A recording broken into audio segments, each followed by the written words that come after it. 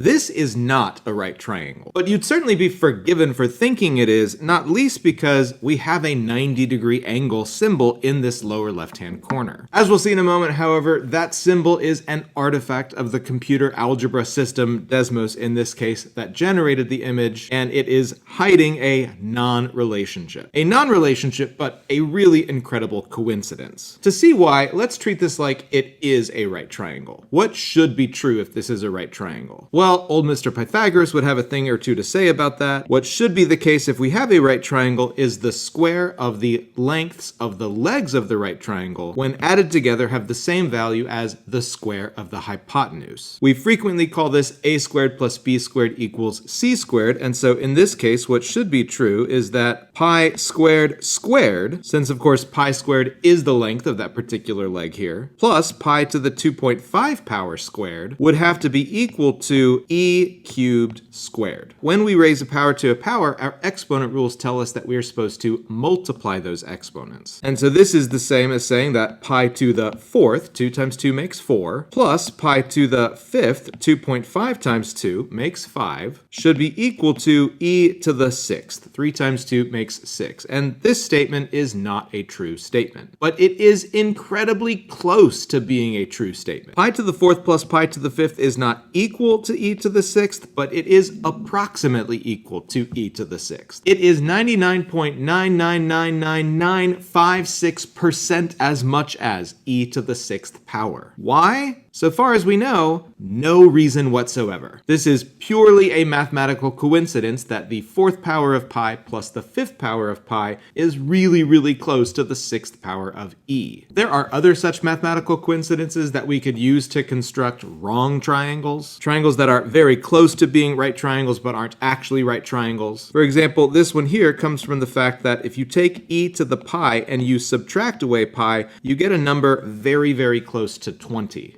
Sometimes these are genuine coincidences, but other times, as in this case, there actually is some fundamental mathematical relationship going on. For example, this one turns out to be related to an identity for the Jacobi theta function, which you can read about on the truly fantastically named Wikipedia article, Almost Integers. But in this case, we can just marvel at the fact that we have a very nearly right triangle from these powers of pi and e.